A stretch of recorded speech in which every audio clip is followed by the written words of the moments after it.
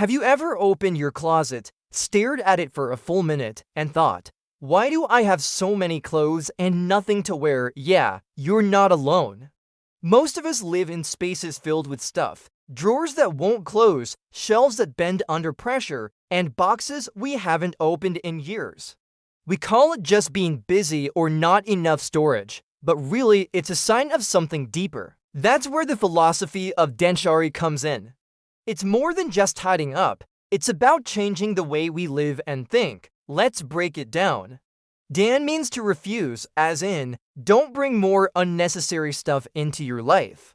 Sha is to throw away, meaning let go of what you don't need.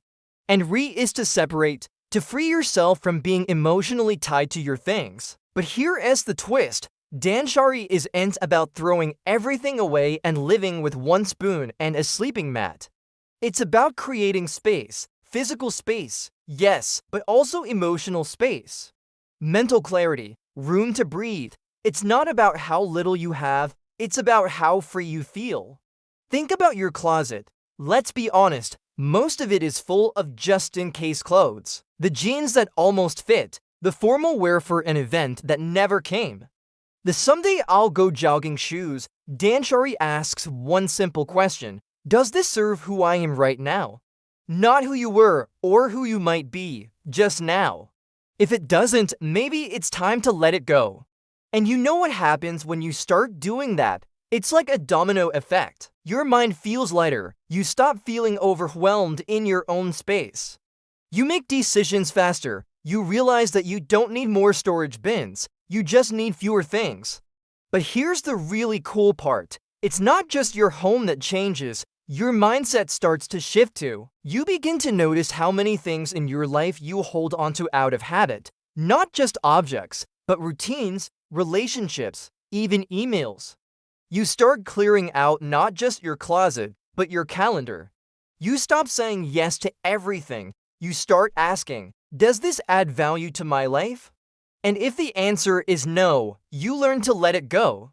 And that's what makes Danshari different from just tidying up. It's not about organizing chaos, it's about getting rid of chaos altogether.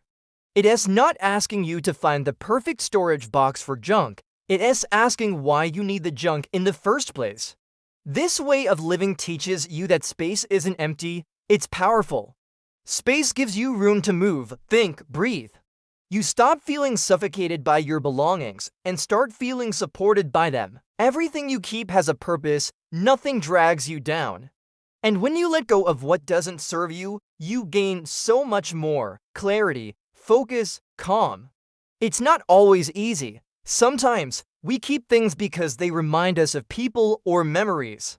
But Danshari gently reminds us, the memory isn't in the object, it's in us. Letting go of a thing doesn't mean losing the moment it represents. It means honoring that moment and moving forward.